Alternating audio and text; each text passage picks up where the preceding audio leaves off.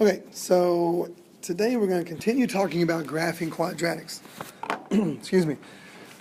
But over the last 2 days, we talked about graphing in standard form and graphing in vertex form. And I hope that you've seen and I've convinced you that graphing in vertex form is a little bit easier. If it is, if you agree with that, then you're going to love today. Because there's a way for us to turn standard form into vertex form. That's what we're going to talk about today. Okay? Excuse me. So by the time we're done with this, you should be able to put quadratic functions in vertex form from standard form. And then that will allow us to graph in vertex form. Okay? So, before we can understand how to do that, we need to understand what happens when we square a binomial. And we're still struggling with this. If I want to square x plus 3, it's not simply a matter of squaring x and squaring 3.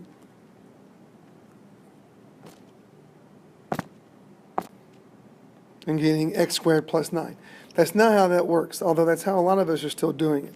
Okay? Instead, you have to consider expanding this out and then double distributing. Distribute through by the x, and you get x squared plus 3x. And then by the 3, and you get 3x plus 9. So the two middle terms, the outs and the ins, they don't go away. Excuse me. They actually combine and get you 6x. So x squared plus 6x plus 9. But take a look at our original binomial here and compare it to our trinomial. Now I told you that we don't just square the x and square the 3 and get x squared plus 9. That's true, we don't, although x squared and 9 are in our new trinomial. But we do have a middle term. Can you tell where that middle term might be coming from with our two terms here, x and 3? What if you multiply x times 3? You'll get 3x, right? And then what if you double that 3x? You would get 6x. And that's our middle term. Huh. Well, that's interesting. I wonder if that will happen every time. I wonder if we can apply that trick over here with squaring x squared minus 4. We said that it's not just taking x and squaring it and the negative 4 and squaring it, although those are the first and the last terms. The middle term we are going to get, we see that from number 1, and it looks like we can just multiply these two guys together. X times negative 4 is negative 4x, and then double it to get negative 8x.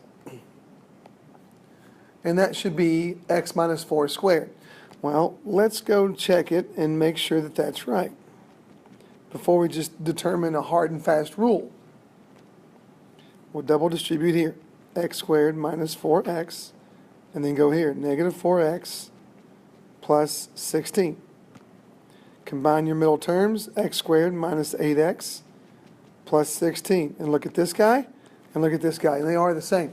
So that does kind of become our rule. When we square a binomial, we can square the first term and then square the last term to get the first and last of our trinomial.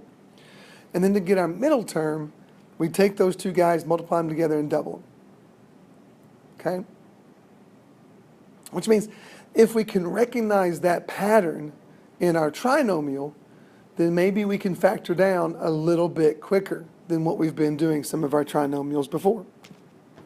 For example, in number 3, if I asked you to factor that trinomial, we know that we would factor down into two parentheses, factor the factor the first term into x and x, and then to get our next two terms, we need factors of 1 and factors of 25.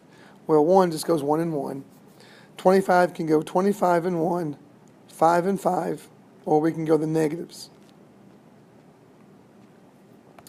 We need combinations of factors 1 and 1 and factors 25 that will multiply together and add to give us positive 10. since we're multiplying by these ones, we're not changing anything. So really we just need factors of 25 that add to 10. And those factors are right here, 5 and 5. So we go plus 5, plus 5. Well, that's the same binomial being multiplied by itself. So we can always rewrite it as x plus 5 squared. Well, that's exactly the type of two problems that we just multiplied out. So my question becomes, do we get the same pattern from the first two problems? We must, because this is how it factored down. In other words, if I square root x squared, we get x, right? If I square root 25, we get 5. Now, if I multiply 5 times x and double it, do we get 10x? And the answer to that question is yes. So that pattern fits, so our binomial is going to just be x plus 5. Can we apply that pattern here? What if I square root x squared? We get x, right? What if I square root 36? We do get 6. Can I multiply these two guys together and then double it and get negative 12x? The answer is yes, I can if this is minus 6. X times negative 6 is negative 6x. Then you double it to get negative 12. So the pattern fits. That means that all we have to do is shove a squared on x minus 6. And we're done factoring. Okay? It only fits, we can only do this as long as the pattern fits. All right? All right. Next two gets us thinking about creating that last term so the pattern does fit. So a little bit different way of thinking about this. I want this to factor down into that binomial squared. In order for that to happen, I need to be able to square root this guy and square root this guy so that when I multiply these guys together and then double them, I get 24. So can we use 24 and go backwards? I know I have to double to get to 24. So how about we cut 24 in half and go the other way? That'll give us 12x. This 12x has to come from these two guys being multiplied together. Well, that means this guy has to be plus 12. In order for this guy to be plus 12, I had to square it and put that number here so that when I square root 144, I get back to 12. So what that means is, in order for me to get that special factoring, that last number had to be 144. So in other words, we're going to cut this middle guy in half and then square it. And that's what's going to go there. That's our pattern. Okay? Same thing here, number 6. If I cut negative 14 in half, I get negative 7. If I square negative 7, that's the number I'm going to put there. Negative 7 squared is 49. So 49 goes there. That way, I can factor this down into x minus 7 squared. Excuse me. All right? And it fits the pattern from before. This process is what we call completing the square. I'm trying to make a perfect square trinomial. And if I make a perfect square trinomial, we can factor down into this or something like that. You should be looking at those parentheses and starting to think, hey, that looks like part of vertex form when we're graphing. And it is. Part of vertex form, where this is h, right? That's kind of what we're working towards, is being able to put these into vertex form. Okay? All right, completing the square, and in particular, completing the square to where we're in vertex form and we can graph. There's a step-by-step process here. There's a checklist we have to go through with this. So you need to make sure you fill all this in. Why are we completing the square? Well, we're doing this so we can turn our standard form quadratics into vertex form so that we can graph a little bit easier. Okay? Now, here are the steps, and the steps are going to make a lot more sense when we do one. So hang with me. But write these in. Move the constant to the left. When we are in standard form, remember it's ax squared plus bx plus c. There is a constant here. That constant might not fit our pattern of the perfect square trinomial. So we're going to want to get rid of them. And we get rid of them by moving them over with the y, just temporarily. Then we're going to factor out any coefficient on the x squared. So factor out any a if it's different than 1. Then we're going to fill in our blank, right? We're going to create that perfect square trinomial the way we just did in the last two problems. Then the next step says to multiply the number you factored out by the number in the blank. And we'll talk about when we should do that in just a minute. Then it says balance. Add that number to the left side, because whatever we put in, whatever we fill in for the blank, we have to balance our equation to make sure that we add the same number to both sides. Then we're going to factor down into our binomial squared. Then we have to move our constant back away from the y so that we're in function form, right? So that's our process. It doesn't make a lot of sense right now, and it shouldn't until we see some problems, okay? All right, so the step-by-step process here. Here's what we're going to check. I want to try to put this function, y equals x squared plus 18x plus 75, into vertex form. Okay? In order to do that, remember that we had to be able to square root x squared, which we can, it's x, and then can we square root 75? The answer is no. So this is not a perfect square trinomial. We're not ready to do that yet. I want to create it. To create it, I've got to get rid of this 75 first, so I can make my space. The space like we had in 5 and 6. So subtract 75 from both sides. We get x squared plus 18x. Now I'm going to create this last term so that I do have a perfect square trinomial. Remember how we did that? We cut 18 in half and got 9, and then squared 9. So this is going to be 81. So we want to put a plus 81 over here to make our perfect square trinomial. Well, we have to keep our equation balanced. If I add 81 on the right side, that means I have to add 81 on the left side. So let's do that. When we do, we get y plus 6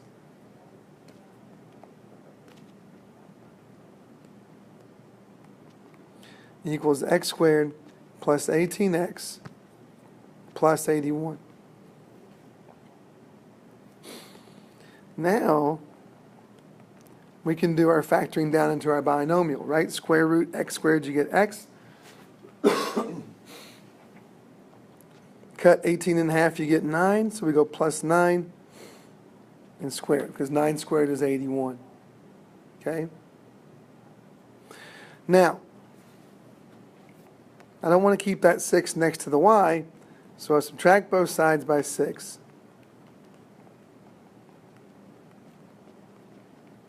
And now I'm in vertex form.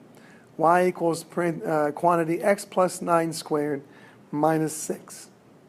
And that helps me see that I'm going to translate the parent function by shifting left 9 spaces and shifting down 6 places. So my new vertex, the vertex from the parent function, is 0, 0, remember? So the vertex of my new function is going to be left 9 down 6, so it's going to be negative 9, negative 6. Okay, makes sense? Now we skipped a step in there. I'm sorry about that. We'll pick it up on the next problem. Excuse me. Okay, all right. So we try this again. We want to make this into vertex form by completing the square. I can't do it right now because I can square root x squared, but I can't square root 5. So 5 doesn't fit the pattern. So let's get 5 out of there.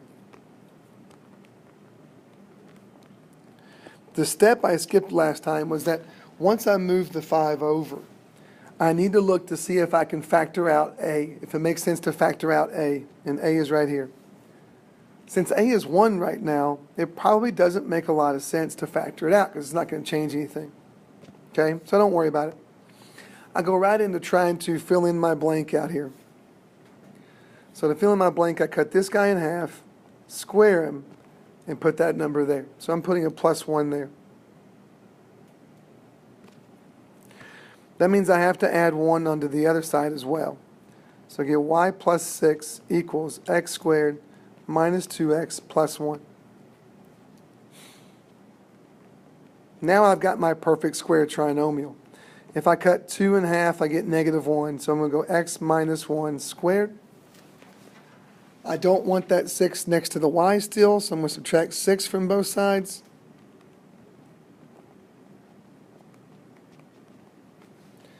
Now I've got my vertex form.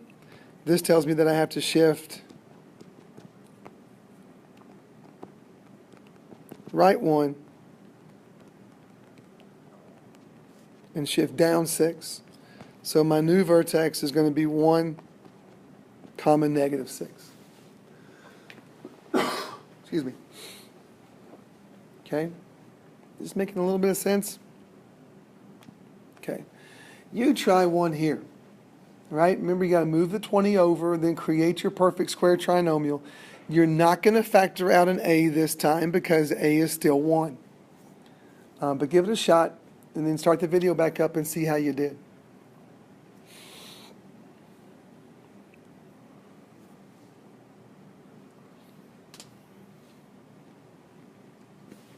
Okay. So here's what you should have done. Subtract 20 from both sides. That 20 doesn't fit the pattern, so the 20's got to go. It doesn't make sense to factor out the a, so we're not going to go into. We're going to go right into creating our blank out here.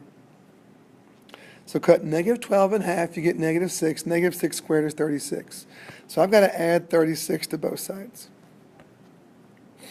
So you get y plus 16 equals x squared minus 12x plus 36. I'm able to factor this down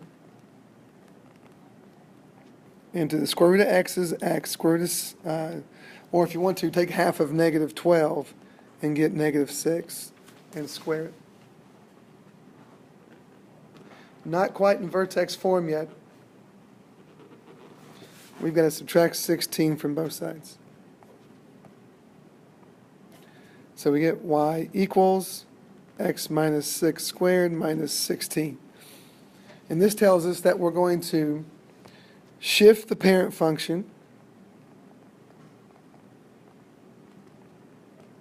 right 6 and down 16. So the vertex is going to be at 6, -16. Because again, we're shifting from the vertex being 0, 0 on the parent function. Okay? All right. Now, we're going to pick up one here where a is a number that we need to factor out. So right now, we do not fit the pattern of that perfect square trinomial. Excuse me. So we're going to add the 7.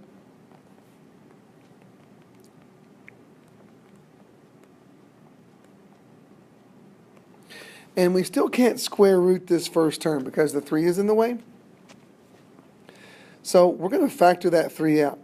And even if we could square root the a, we're still going to factor it out. So we get x squared minus 4x. All right? Now, I'm going to bring this over here. We're going to need more room.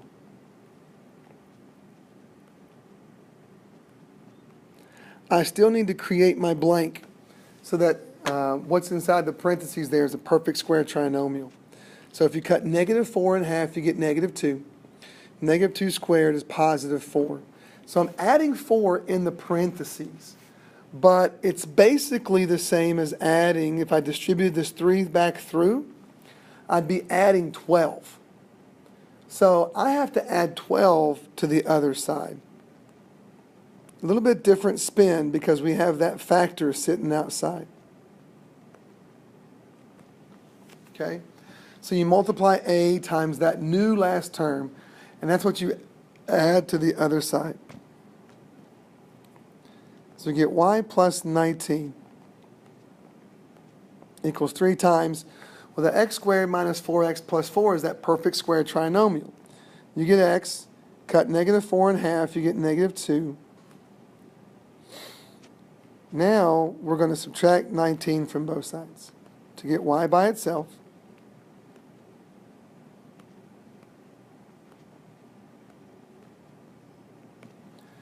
There's your new vertex form. And you can graph much, much easier. H is positive 2, K is negative 19. So our new vertex, once we shifted the parent function right 2, down 19, we get 2 comma negative 19. Okay? And then we continue to graph. So hopefully that makes more sense. Okay? All right, we got another one here. And 2 more here. Right? And obviously, once we're in vertex form, we should be able to graph pretty easily from there. It's just like what we did in our previous homework. So let's try this guy right here. So negative 5x squared plus 30x. Now, we don't have a constant out here that we need to move away to fit the perfect square trinomial. So we don't have to worry about adding or subtracting anything from both sides. We can go right to factoring out that negative 5. The negative 5, the a, we're always going to factor out no matter what. So we get x squared minus 6x. Then we got to create that blank out here again so we can make our perfect square trinomial. We cut negative 6 in half, we get negative 3. Negative 3 squared is 9. But we're not just adding 9 to this side. If we were to distribute back through, then we would be actually negative 5 times 9 is negative 45. That's what we're putting on the right side. So that means we have to put that on the left side also to keep the equation balanced. Okay? Then we can start putting this, factoring that perfect square trinomial down into x, cut negative 6 in half, you get negative 3 squared. And then to continue getting this into function form, we just add 45 to both sides.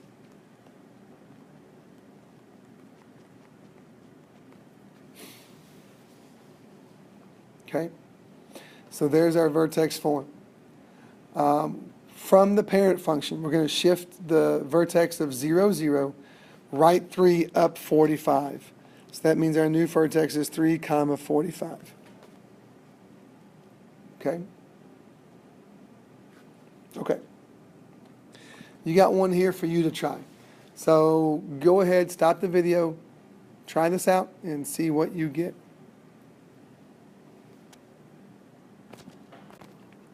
All right, to walk you through it.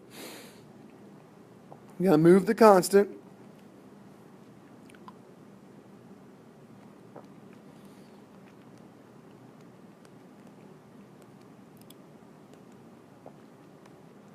Okay, now we got to factor out a. So you get 2 times x squared plus 16x. Then we got to create that last term, right? We do that by cutting 16 in half to get 8. 8 squared is 64.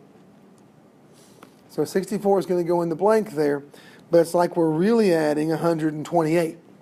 Because if we were to distribute back through with the 2, we would be adding 128. So that means we have to add 128 here, which will leave you with y minus 22.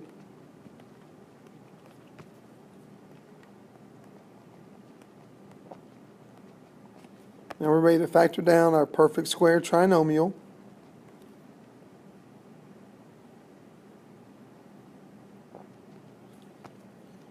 Into x, take 16, cut it in half, plus 8 squared. Now we got to add the 22 to get ourselves in complete vertex form. So we get y equals 2 x plus 8 squared plus 22.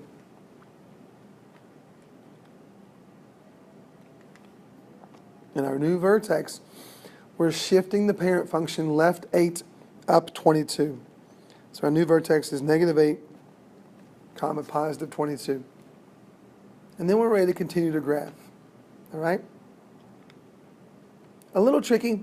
It's some real heavy algebra here. But once you get it, it's going to make your life easier. You can put everything in vertex form and graph from there. Okay? Your homework's out in Canvas, so make sure you get that knocked out before next class.